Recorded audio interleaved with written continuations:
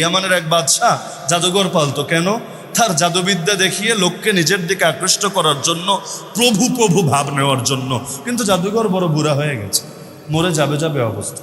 বাদশারে বলল, বাদশাহ জাহাপনা, আমি তো চলে যাচ্ছি, কিন্তু যোগ্য শিষ্য রেখে যেতে চাচ্ছি, যাতে করে আপনার প্রভুত্বের সিলসিলা অক্ষুণ্ণ থাকে। আমি মরার পরও যাতে করে পরবর্তী প্রজন্ম আপনাকে সাপোর্ট দিতে পারে। এখন বাদশাহ বলল, হ্যাঁ, পরামর্শ তো ভালো, কি করা যায়? বলল, প্রচণ্ড মেধাবী, তুখোর মেধাবী কোনো একটা ছেলেকে আমার কাছে আপনি দেন, নিউট্রাল পজিশনে থাকলেও সমস্যা নেই, আমি নিজের হাতে করে তারে গড়ে তুলবো, আমি তাকে যুগের শ্রেষ্ঠ জাদুঘর বানিয়ে দেব। বাদশাহ খুঁজে খুঁজে খুঁজে অনেক মেধাবী একটা ছেলেকে বের করলো, বের করে তারে এনে জাদুঘরের হাতে দিল। জাদুঘর ধীরে ধীরে তাকে জাদুবিদ্যায় অভ্যস্ত করে তুলতে লাগলো। এখন একদিন যায়, দুদিন যায়, সেও জাদুবিদ্যা শিখতে থাকে। কিন্তু সেই ছেলের বাসা আর জাদুঘরের বাসা দুটোর মাঝপথে আসার সময় একটা, সেই জামানায় ইসলাম আসে নাই, তখনও খ্রিস্ট ধর্ম ছিল। একজন বুজুর্গ ছিল, সন্ন্যাসী ছিল, যে খ্রিস্ট ধর্মে বিশ্বাসী ছিল এবং সদাসর্বদা তার খানকাহে বসে ইবাদত করত, বন্দেগি করত। আসা যাওয়ার পথে সে দেখতো বাচ্চাটা। এখন তার বারবার নজর পড়তো, আরে জাদুঘরের কাছে আমিও তো জ্ঞানের চর্চা করি, আর এই যাজক সেও তার খানকাহের মধ্যে জ্ঞানের চর্চা করে, আসলে সে করেটা কি? একদিন ভেতরে ঢুকলো, ঢুকে দেখছে সে মুনাজাত করছে, সে তার সিস্টেমে সালাত আদায় করছে। এটা দেখে তার হৃদয়ে বড় আকর্ষণ করলো। ইসলামের প্রতিটা বিধান দেখবেন মানুষকে আকর্ষণ করে, আরে চুম্বক যেভাবে লোহা আকর্ষণ করে, ইসলাম এর চাইতেও বেশি পাওয়ার নিয়ে মানুষের দিলকে আকর্ষণ করে। এই কারণে মোহরমার অন্তর যদি না হয়, ইসলামের কথাকে কেউ এড়াতে পারে না। পেছনে পেছনে যত গালিগালাজ করুক, সামনে আসলে দুর্বল না হয়ে পারে না। দেখেন না, নবীরে ধরিয়ে দিয়ে 100টা উট উপহার নিবে। সুরাকা বিন মালিক কি চ্যালেঞ্জ নিয়ে নেমেছিল, যেই মাত্র কাছাকাছি আসলো, 100 উটের চিন্তা গেল তো গেলই, উল্টা নবীর খেদমত কবুল করে ঘরে ফিরে গেল। তাহলে ইসলামের মধ্যে এমন পাওয়ার আছে, যদি অন্তরে একেবারেই মোহর না পড়া থাকে, অন্তরে কিছু না কিছু ধাক্কা অবশ্যই সৃষ্টি করবেই না কেন? মানুষের মধ্যে কুফুরটা আসল না, কুফুর আসে পরে। জন্মগতভাবে তাওহীদটাই আসল। নবী বলেছেন, জন্মগতভাবে কেউ হিন্দু হয় না ভাই, খ্রিস্টান হয় না, অগ্নিপূজক হয় না। কুল্লু মাউলুদিন ইউলাদু আলাল ফিতরা, জন্মগতভাবে প্রত্যেকে ইসলামের উপর, ঈমানের উপর, তাওহীদের উপর, হকের উপরে জন্মগ্রহণ করে। এরপর ফাআবাওয়াহু ইউহাউইদানিহি আও ইউনাসসিরানিহি আও ইউমাজ্জিসানিহি, তার বাবা মা, তার গুরুজন, তার মুরব্বী, তার শিক্ষক, তার সরকার, তার ঊর্ধ্বতন কর্তৃপক্ষ তারে ধীরে ধীরে হিন্দু বানায়, খ্রিস্টান বানায়, অগ্নিপূজক বানায়, ইহুদি বানায়, এটা বানায়, সেটা বানায়। তো জন্মগতভাবে কেউ এগুলো হয় না, যার কারণে নাবালেগ অবস্থায় যদি মরে, তার জাহান্নামেও যাওয়া লাগে। তাহলে সেই বাচ্চার কথা বলছিলাম, সে এখন যাজকের কাছে গিয়ে যাজকের দৃশ্য দেখে আকৃষ্ট হয়ে গেল। যখন সে তার ইবাদত থেকে ফারিগ হলো, বাচ্চা বলল, আমার খুব ভালো লেগেছে আপনার ইবাদত, আপনি আমাকে আপনার শিষ্য বানিয়ে দিন। এখন যাজক পরিচয় নিল, বিস্তারিত শুনলো, শুনে চিন্তিত হয়ে গেল। তো সেদিন লম্বা একটা সময় কাটালো সেই বুজুর্গের কাছে। লম্বা সময় এখানে কাটানোর কারণে যখন জাদুঘরের কাছে গেল, বড় দেরি হয়ে গেছে। জাদুঘর তো পেরেশান, কি রে এত দেরি কিসের জন্য, কিছু বকাঝকা করলো। পরের দিনও সে একই পদক্ষেপ নিল, কিন্তু এখন তো চিন্তার বিষয়, বাড়ি ফিরতেও দেরি হয়, জাদুঘরের কাছে যেতেও দেরি হয়, মাঝখানে তাহলে করেটা কি? এবার যাজক তারে বুদ্ধি শেখাইয়া দিল, জাদুঘরের কাছে গেলে বলবা, আমার আহাল, আমার পরিবার আমারে আটকিয়ে রেখেছে, তাই দেরি হয়েছে। আবার পরিবারের কাছে আসলে বলবা যে আমাকে জাদুঘর আটকে রেখেছে, তাই আমার ফিরতে দেরি হয়েছে। তাহলে যাওয়ার পথে একবার, আসার পথে একবার, সে সেই বুজুর্গের কাছ থেকে দিন শিখছে, ঈমান শিখছে। ধীরে ধীরে সে এদিকেই ধাবিত হচ্ছে।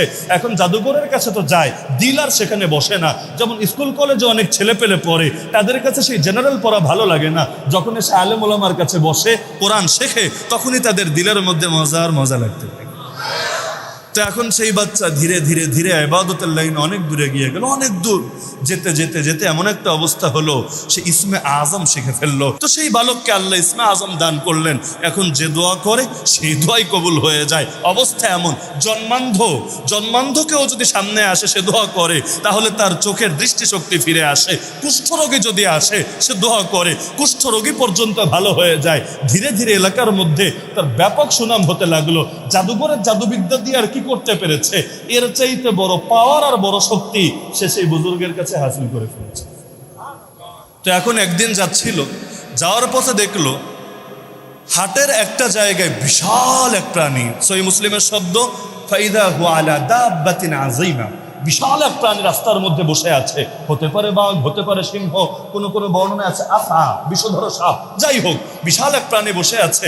মানুষ ভয়ই তার কাছে যাচ্ছে না, মারবে তো পরে, ধরে কারে খেয়ে ফেলবে, কারে কামড় দিবে, ভয়ে কেউ যাচ্ছে না। বাচ্চা ভাবলো এটাই আমার জন্য একটা সুযোগ, কারণ বাংলায় বলে না বিপদে বন্ধুর পরিচয় পাওয়া যায়। এখন বড় বিপদে পড়েছি, এখন আমিও একটা পরিচয় লাভ করলো। আল্লাহর কাছে দোয়া করলো, আয় আল্লাহ, আয় আল্লাহ, যদি তোমার কাছে এই বুজুর্গের ব্যাপারটাই অধিক উত্তম হয় জাদুঘরের ব্যাপারের চাইতে, তাহলে তুমি এই প্রাণীটারে ধ্বংস করে দাও, মৃত্যু দিয়ে দাও, আর তুমি এটা প্রমাণ করে দাও যে বুজুর্গই হক, জাদুঘর হলো বাতিল। এটা বলে একটা ঢিল ছুঁড়ে মারলো পশুটার দিকে। আল্লাহর কি কুদরত, পশু জায়গায় ফিনিশ, মানুষজন স্বস্তি পেল। এখন সেটা দেখে তার দিলটা আরো প্রশান্ত হলো, সে হিম্মত করলো জাদুঘর বাদ, ওই ভণ্ডের কাছে আর যাবই না, এখন থেকে বুজুর্গের কাছে আমি জীবন কাটিয়ে দিব। আসলো উস্তাদের কাছে, এসে কারগুজারি শোনালো। উস্তাদ বলল, আরে সুবহানাল্লাহ, তুমি তো কামেল হয়ে গিয়েছো, তুমি এমন একটা স্তরে উপনীত হয়েছো, আনতাল ইয়াউমা আফজালু মিন্নি, আজকে তুমি আমার চাইতেও শ্রেষ্ঠ হয়ে গেছো। কিন্তু শোনো, যেহেতু তুমি কামেল হয়েছো, দ্বিতীয় ধাপ, ইন্নাকা সাতুবতালা, শীঘ্রই তোমাকে পরীক্ষার সম্মুখীন হতেই হবে। আপনি বলবেন এই তথ্য থেকে পেল? আরে বাস্তবতা এটাই, আসাদুন নাসি বালান আল আম্বিয়া সুম্মা আল্লাযীনা ইয়ালুনাহুম, সবচাইতে বেশি বিপদে পড়ে নবীরা, এরপর যারা নবীদের যত কাছে তাদের বিপদ হয় তত বেশি। কেন জানেন? ইন্না ইজামাল জাযা মা ইজামিল বালা, পুরস্কার তত বড় হয়, বিপদ যত বড় হয়। আল্লাহ নবী বলেন, ইউবতালার রাজুল বিহাসাবি দীনিহি, মানুষের উপর পরীক্ষা আসে তার ঈমান আর তার দিন অনুপাতে। ঈমান যত বেশি হবে, দিন যত স্ট্রং হবে, পরীক্ষা তত বেশি আসবে। তো এখন সে বলে দিল, তবে শোনো বাচ্চা, যদি তুমি পরীক্ষায় পড়েই যাও, ফালা তাদুল্লা আলাইয়া, আমার কথা তুমি বলে দিও না, কারণ সেই জামানায় হকের উপর লোক ছিল বড়ই বিরল, একমাত্র সেই ছিল তার জানা মতে, আর কেউ ছিল না, সবাই শিরকে লিপ্ত হয়েছিল। বলল, তুমি যদি ধরা খেয়েই যাও, পরীক্ষার সম্মুখীন হও, আমার কথা তুমি বলে দিও না। এখন এক মুখ দুই মুখ করে সবার মুখে ছড়িয়ে গেছে। একটা বাচ্চা আছে, ওর কাছে গেলে যত বড় অসুখ হোক সে সারায় দেয়। রাজ্যের এক মন্ত্রী বয়স হওয়ার কারণে অন্ধ হয়ে গিয়েছিল। এখন এই আওয়াজ তার কানে পৌঁছলে সেও আসলো তার কাছে। দেখবেন বাংলাদেশেও বড় বড় ক্ষমতাধর যারা আছে, যমুনা ফিউচার পার্কে গিয়ে আংটি কেনে, আংটি। বড় বড় তান্ত্রিক, বড় বড় কবিরাজ, বড় বড় ভণ্ড দয়াল বাবার ক্লায়েন্ট কারা, কাস্টমার কারা জানেন? এই দেশের অনেক বড় বড় ভিআইপি আর এলিট ব্যক্তিরা। এদের হুজুরদের উপরে কি হয় না, কারণ হুজুররা হুট কইরেই কোনো ভেলকি তাদেরকে দেখাতে পারে না, জান্নাতে যাওয়ার সার্টিফিকেটও দিতে পারে না, আবার এটাও বলতে পারে না, আসো আমার দলে, আমার দলে আসলেই জান্নাতের জাহাজে তুমি উঠে যাবা, আর কোনো চিন্তা লাগবে না, একেবারে একলাফে চালায়া জান্নাতে চলে যাবা। এই গ্যারান্টি তো আর হকপন্থীরা দিতে পারে না, বাতিলপন্থীরা খুব দেয়, আমার এখানে খুশি করো, বাকিটা আমি দেখতেছি। আরে আমার নাম যদি তোমার বুকে লেখা থাকে, মুনকার নাকিরা সাহসী হবে না তোমার প্রশ্ন উত্তর। তো এখন সেই মন্ত্রীর কানে যখন পৌঁছলো, সেও সে হাজির বিশাল ধনভাণ্ডার নিয়ে। মন্ত্রীদের কি আর টাকা পয়সা কম থাকে? যতটুকু উপরে লেখা থাকে এর চাইতে বেশি ভেতরে লুকিয়ে থাকে। তো এখন মন্ত্রী এসে হাজির বিশাল ধনভাণ্ডার নিয়ে। বাচ্চা শোনো, যদি আমার চোখরে তুমি সেরে দিতে পারো, ফাইন আনতা শাফাইতানি, যদি আমার শেফা দিতে পারো, আরোগ্য দিতে পারো, যা কিছু এনেছি সব তোমার অ্যাকাউন্টে জমা করে দিব। মা হা হুনা আজ মাউলাকা, সই মুসলিমের ভাষ্য, এখানে যা কিছু আছে সব তোমার জন্য জমা করে দিব। এখন বাদশা বলল, দেখেন মন্ত্রী সাহেব, আমি কাউকে শিফা দেই না, দিতে পারিও না, শিফাদাতা একমাত্র আল্লাহ। শিফাদাতাকে কেউ যদি ডাক্তাররা শিফাদাতা মনে করে ইমান থাকবে, কবিরাজরা শিফাদাতা মনে করে ইমান থাকবে, কোনো পানি পরদে এমন হুজুররা শিফাদাতা মনে করে ইমান থাকবে? এগুলো তো ওসিলা মাত্র, বাহ্যিক আসবাব মাত্র, কিন্তু মূল নিয়ন্ত্রণ কার হাতে? ওই যে অনেকের ধারণা, ছোঁয়াচে রোগে আক্রান্ত ব্যক্তির কাছে গেলেই আমি শেষ। কারো করোনা হয়েছে, খেদমত করতে যাওয়া যাবে না, ছেলে মারা গিয়েছে, মর্গ থেকে লাশ আনতে যাওয়া যাবে না, না হলে আমিও শেষ। পাগল জানে না ইসলাম ছোঁয়াচে রোগের অস্তিত্ব অস্বীকার করে না, আবার এটাও বলে না রোগের নিজস্ব সংক্রমণ ক্ষমতা আছে। ইসলাম বলে সকল কিছু পরিচালিত হয় একজনের আদেশে। নাম কি তার?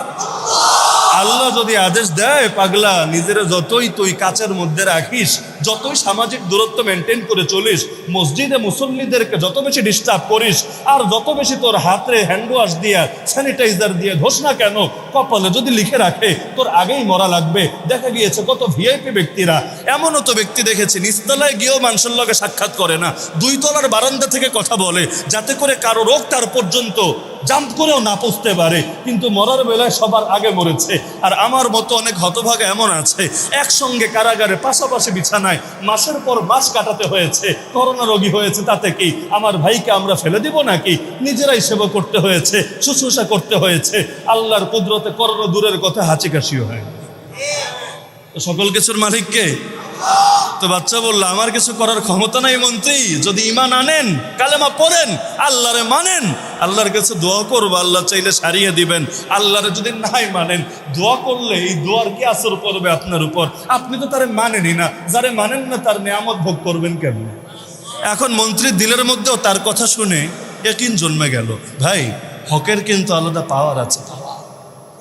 আমার নবীর চেহারা দেখে কোনো মুশরিক পর্যন্ত স্বীকৃতি দিয়েছে, আল্লাহর কসম এই চেহারা কোনো মিথ্যাবাদীর চেহারা হতে পারে না।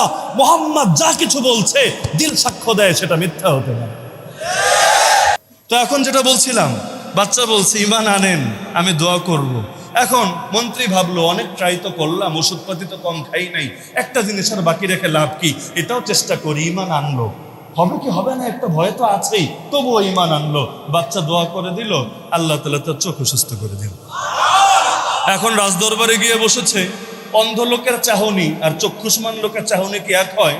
অন্ধ লোকের তাকানো দেখলেই টের পাওয়া যায় যে সে অন্ধ, এই কারণে কালো সানগ্লাস পরে থাকে। দিনে তো পরে, রাতের বেলাও পরে, কেন? যাতে করে তার চোখের নড়াচড়া অন্যদের নজরে না পড়ে। এখন সে তো আর ওই জামানা তো আর সানগ্লাস ছিলই না, বেচারা তাকাচ্ছে। বাচ্চা তো টের পাচ্ছে, কিরে এই অন্ধ আবার সুস্থ হলো কবে? জিজ্ঞেস করলো, মান রদ্দা আলাইকা বাসারাকা, তোর দৃষ্টিশক্তি কে ফিরিয়ে দিল? সে জবাব দিল, রব্বি, আমার রব ফিরিয়ে দিয়েছে। বাদশা তো অবাক, আলাকা রব্বুন গায়রি, আমি ছাড়া তোর আবার কোন রব আছে নাকি?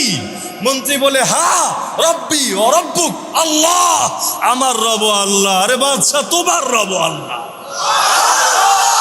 বাদশা তো উত্তেজিত হয়ে গেল, আরে এটা বলে কি? যার নুন খায় তার গুণ না গে, তার সামনে আরো এত বড় বেয়াদবি। তো এখন মন্ত্রী বেচারা বলে দিয়েছে ডাইরেক্ট। বাদশা তো এবার ধরেছে, আরে তোরে বিধর্মী বানালো কে? তোরে এই তোর ধর্ম থেকে বিচ্যুত করলোটাকে, পরিচয় দে। কিছুই তো বলে না, ধরে ইচ্ছা মতো রিমান্ডে নিল, মায়ের পেট শুরু করলো। এক পর্যায়ে বলে দিল ওই বাচ্চারে ধরে আনলো, বাচ্চারাও মায়ের পেট শুরু করলো। ভাই যতই হোক মানুষ তো। এক পর্যায়ে সেও স্বীকার করে দিল সেই বুজুর্গের কথা, সেই বুজুর্গরেও ধরে আনলো, তারাও মায়ের পেট শুরু করলো। এখন সে তো আর তার দিন থেকে সরবে না, আর সে ছাড়া আর এমন কেউ নাই যারা ধরে আনতে পারে। এবার তারে বলল, এই বুজুর্গ, হয়তো তুই আমার রব মানবি, না হলে তুই জান দিবি। বুজুর্গ বলে, জান দিতে কবুল, ঈমান দিতে রাজি না। বাদশা ডাকালো জল্লাদ আসলো, একটা করাত রাখলো মাথার উপরে, করাত দিয়ে কাটতে কাটতে পুরো শরীরটাকে 2 টুকরা করলো, শরীরের 2 টুকরা 2 পাশে পড়ে গেল। মন্ত্রীর দেখে ভেতরের পানি শুকিয়ে গেছে, কিন্তু ঈমান যদি একবার ভেতরে ঢোকে, হিনা তুখালিতু বাশাশাতুল কুলুব, ঈমানের মজা যদি একবার অন্তরে স্পর্শ করে, জান দেওয়া যায়, ঈমান দেওয়া যায় না। কারণ ঈমানের কারণে যদি জান দেওয়া লাগে, জান দিতে দেরি হয়, চির সুখের জান্নাত পেতে দেরি হয় না। এ কারণে তো শহীদের রক্তের প্রথম ফোঁটা মাটিতে পড়ার আগেই আল্লাহ তার জিন্দগির সব গুনাহ শুধু ক্ষমা করেন, এতটুকুই না, আল্লাহ তার রূহটাকে নিয়ে জান্নাতের একটা সবুজ পাখির ভেতর ঢুকিয়ে দিয়ে বলেন, বান্দা এবার ডানা মেলে উড়তে থাক, আর চিরসুখের জান্নাতের নেয়ামত ভোগ করতে থাক। একজন জীবন দিল, এবার মন্ত্রীরা ধরেছে, মন্ত্রীর মাথার উপর করাত রাখলো, শরীর 2 টুকরা করলো। এখন ছোট বাচ্চা চোখের সামনে 2 জনের মৃত্যু দেখেছে, তার ভেতরেও কি হালত এটা তো বোঝাই যাচ্ছে। বাচ্চা তারে বলল, সেও তো রাজি না। এখন ছোট বাচ্চা যেহেতু মাথার উপর করাত রেখে শরীর 2 টুকরা করবে, এই বিভৎস দৃশ্য দেখতে বাদশার মন টান ছিল না। বাদশা তার বাহিনীকে আদেশ দিল, এই পিচ্ছিরে নিয়ে যা, একেবারে পাহাড়ের চূড়ায় নিবি, সবচাইতে বড় পাহাড়, সেখান থেকে ধাক্কা দিয়ে মাটিতে ফেলে দিবি, মৃত্যু নিশ্চিত হওয়ার পর আমাকে ইনফর্ম করবি। নিয়ে গেল বাহিনী তাকে পাহাড়ের চূড়ায়, তাকে ধাক্কা দিয়ে ফেলতে যাবে, এমন সময় আল্লাহর কি কুদরত, আল্লাহ পাহাড়কে আদেশ দিলেন, পাহাড় কাঁপতে শুরু করল। আল্লাহর আদেশ মানতে সবাই বাধ্য। আরে আগুন রে আদেশ করলে আগুনের হিট শেষ। কুলনা ইয়া নারু কুনি বারদান ওয়া সালামান আলা ইব্রাহিম। আর যেহেতু সহিহ মুসলিমের হাদিস এই আসহাবুল উখদুদের এই ঘটনা, সুতরাং সন্দেহ করার অবকাশ নাই।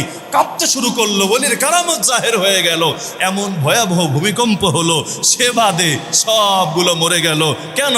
সে শুধু একটা দোয়া করেছিল, যখন তারে ফেলতে যাবে দুনিয়ার কার কাছেই অভিযোগ জানাবে।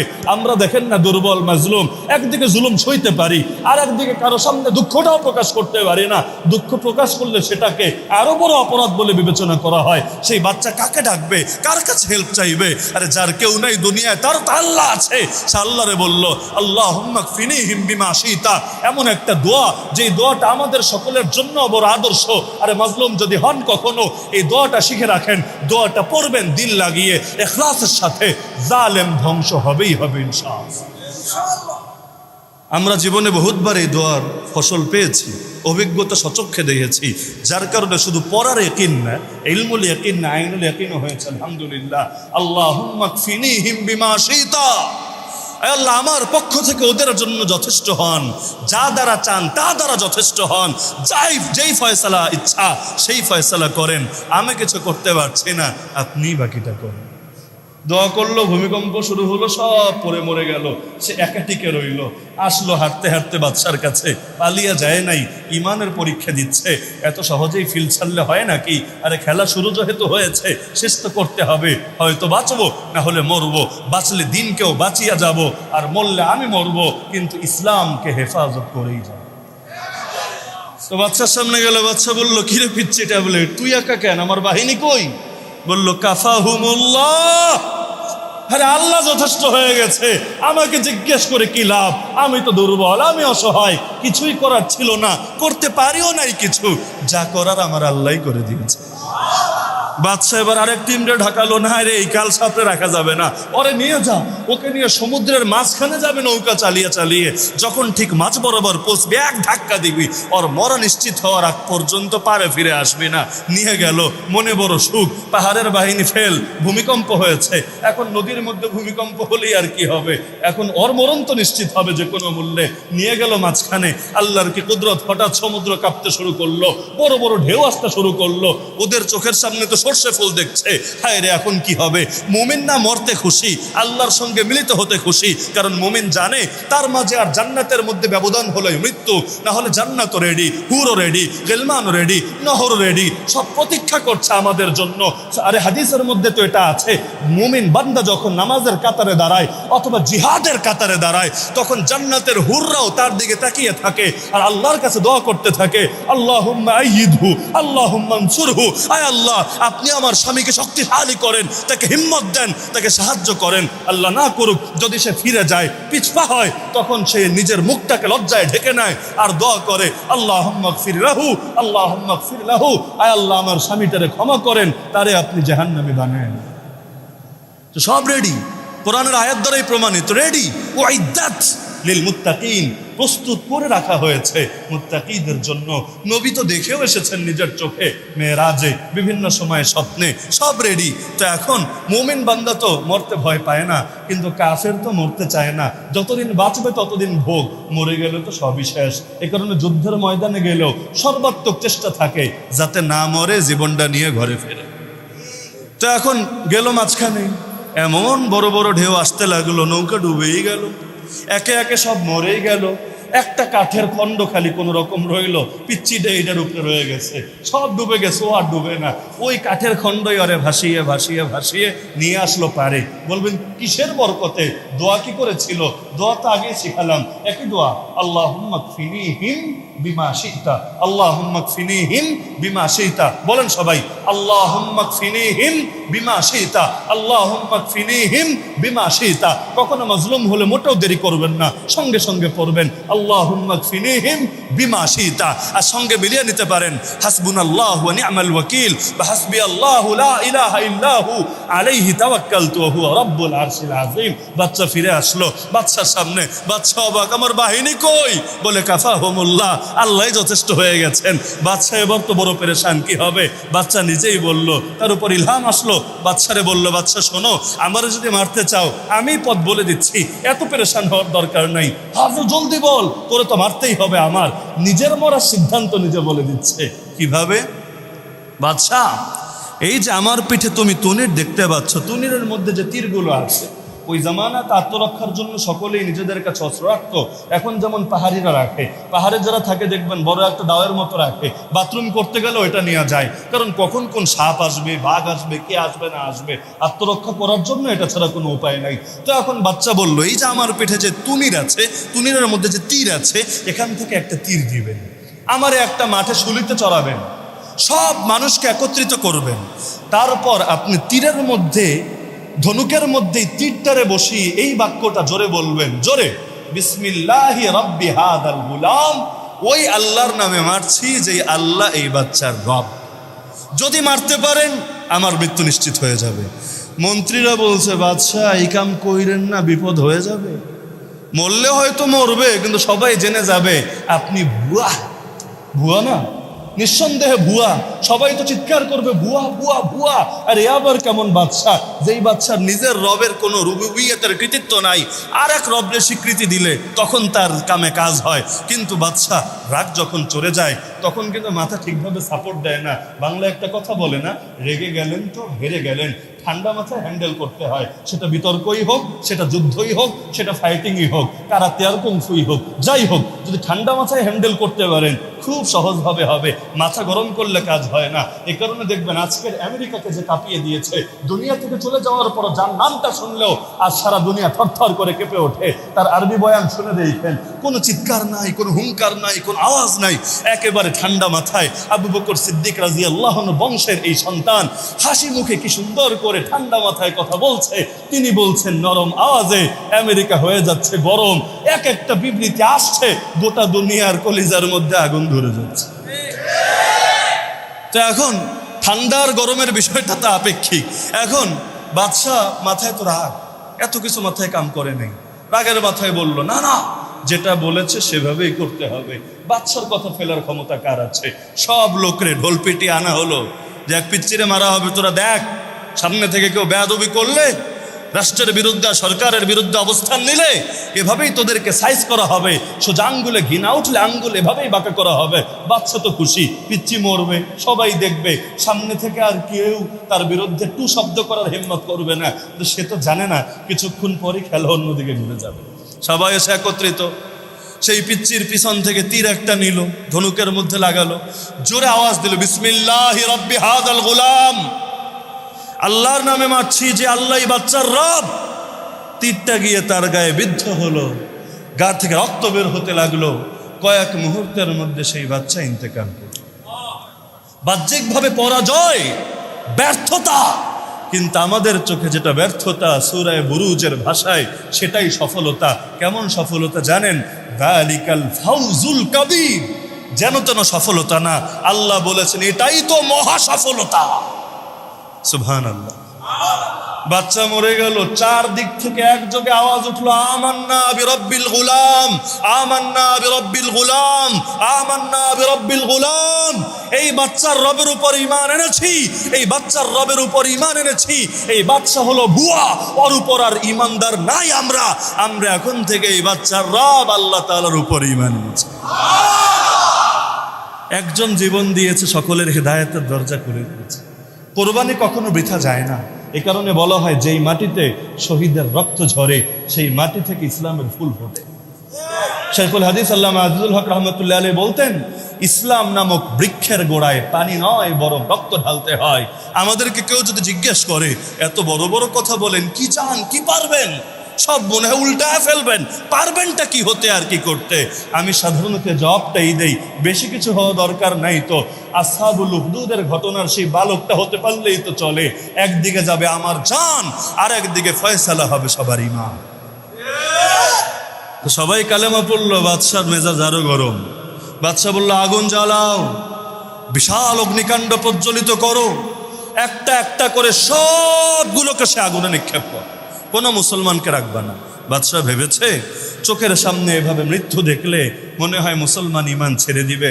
আরে আমার মতো ওল্ড মুসলিমরা ছাড়তে পারে, সবসময় ওল্ড ইজ গোল্ড হয় না, কখনো ওল্ডের চাইতে নিউয়ের মধ্যে পাওয়ার বেশি থাকে। সেই ফেরাউনের ঘটনায় জাদুঘরদের ইতিহাসে পড়েন, এই ঘটনায় এই মানুষদের ইতিহাসে পড়েন, কালেমা পড়ার পর নামাজ পড়ার টাইমটাও পায় নাই, রোজা রাখবে, হজ করবে, লম্বা লম্বা সময় ইমানের মেহনত করে ইমান স্ট্রং করবে, কিছুই পায় নাই। কিন্তু ইমান এনেই সুবহানাল্লাহ যেভাবে চ্যালেঞ্জ ছুড়ে দিয়েছে, বাতিলকে জান দিয়েছে, কিন্তু তারপর ইমানটা নিয়ে দুনিয়া থেকে গিয়েছে, এটার নজির পৃথিবী খুব কমই দেখেছে। সবার চোখের সামনে আগুন জ্বালানো হলো, একজন একজন একজন করে আগুনে ফেলা হচ্ছে, কেউ ইমান ছাড়ছে না, অথচ ইমানের মেহনত পায় নাই কিছুই। কিন্তু নবীরে দেখা যে ইমান আসে, সেই ইমান আমার আপনার মতো ইমান হবে কিভাবে? আরে অনেকে তো ভাবে আমরা সাহাবীরাও ছাড়ায়া যাব বেশি বেশি আমল করে। আরে পাগল, সেই চোখ কোথায় পাবা যেই চোখ নবীকে দেখেছে? নবীর এক মুহূর্তের সোহবত ইমানের মধ্যে যে বিপ্লব পয়দা করে, তুমি কোটি কোটি বছর ইবাদত করেও তার ধারে কাছেও বুঝতে পারবে।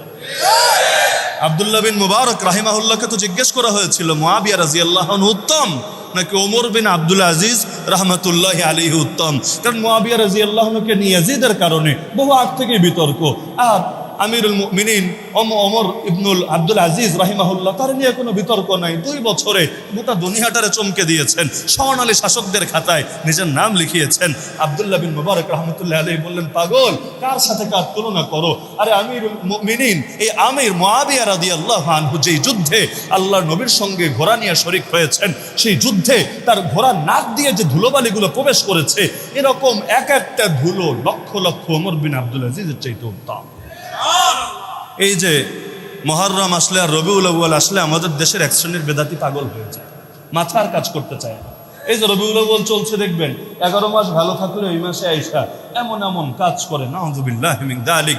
ইসলামটা যেন তার বাপদাদার সম্পত্তি, যেভাবে ইচ্ছা সেভাবে ব্যাখ্যা করলেই চলে, কোরআনও লাগে না, হাদিসও লাগে না, সুন্নাহও লাগে না, সব কিছু বাদ দিয়ে খুলাফায়ে রাশেদিন আর আহলে বাইতের ইতিহাস বাদ দিয়ে যেমনে মনে চায় সেমনেই ব্যাখ্যা করা যায়। আর মুহররম আসলে কিছু লোকের আমির মুআবিয়া রাদিয়াল্লাহু আনহুকে গালি না দিলে পেটের ভাত হজম হয় না, শুরু করে ইয়াজিদ দিয়ে আর শেষ করে মুআবিয়া রাদিয়াল্লাহু আনহুকে দিয়ে।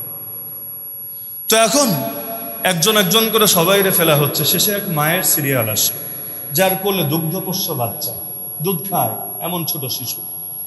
এখন সেই নারী চোখের সামনে এত মানুষকে দেখেছে মরতে, কিন্তু ইমান ছাড়ে নাই, সেও ইমান ছাড়তে রাজি ছিল না।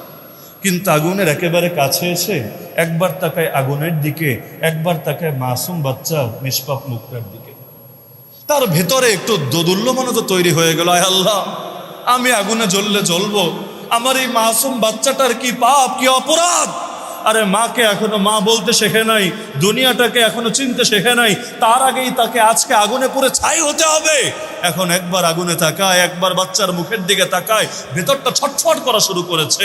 শেষে এক পর্যায়ে কিছুটা দুর্বলতা তৈরি হলো, ভাবলো তাহলে কি আমি ফিরে যাব, বাচ্চার সামনে ঘোষণা দিব ইমান ছেড়ে দিলাম, পরবর্তীতে তওবা করে নিব। বুঝতে পারছে না কি করবে। আল্লাহ তাআলার কি কুদরত। সহিহ মুসলিমের হাদিসের শেষাংশ, এটা বলি আলোচনার ইতি টানবো ইনশাআল্লাহ। আল্লাহ সেই শিশুর জবান খুলে দিলেন, শিশু চিৎকার করে উঠলো, ইয়া উম্মাহ ইসবিরি ফাইন্নাকি আলাল হক। হে আমার মা, সবর করেন, সবর করেন, সবর করেন, আপনি তো হকের উপর আছেন। হকের উপর যারা থাকে তারা কখনো বাতিলের সামনে মাথা নত করে না।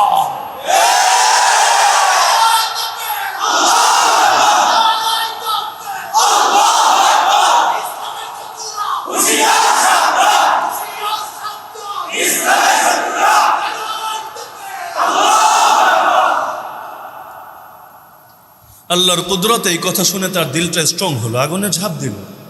যেই কয়েকজন সেদিন আগুনে ঝাঁপ দিল তারা আগুনে পৌঁছলো গিয়া ডাইরেক্ট রবের জান্নাতে। নবীও জানিয়েছেন কিয়ামতের আগে দাজ্জাল এমন আগুন নিয়ে আসবে, এক হাতে জান্নাত এক হাতে জাহান্নাম। নবী বলেছেন দাজ্জাল তোমাদেরকে যেটা জাহান্নাম দেখাবে এটাই লাভ দিবা, ডাইরেক্ট গিয়ে রবের জান্নাতে পৌঁছবা। ভুলেও দাজ্জালের জান্নাতে ঢুকো না, তাহলে রবের জাহান্নামে তোমাদের পৌঁছা লাগবে।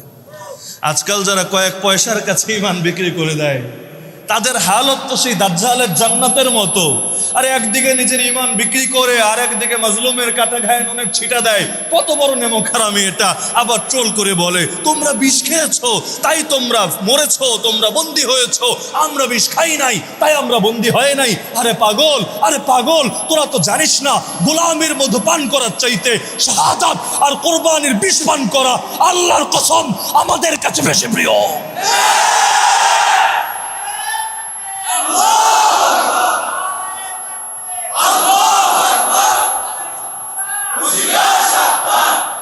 আল্লাহ তাআলা আমাদেরকে আমানত দিয়েছেন, আমানত, কোরআন আমানত, দ্বীন আমানত, শরিয়াত আমানত, ইসলাম আমানত। আমরা হলাম আমানতের পাহারাদার। কাজ একটাই, মেরি জিंदगी का मकसद तेरे दीन की सरफराजी, मैं इसीलिए मुसलमान, मैं इसीलिए नमाजी। আল্লাহ যে আমানত আমাদেরকে দিয়েছেন পাহারাদারি করে যাব, এটার যতদিন পর্যন্ত পাহারাদারি করব ততদিন পর্যন্তই আল্লাহর কাছে দামি থাকব। পাহারাদারি করতে গিয়ে যদি জান দেওয়া লাগে জান দিব, তবু আল্লাহর নিয়ামতকে কোনো কিছুর বিনিময়ে হাত ছাড়া করব না।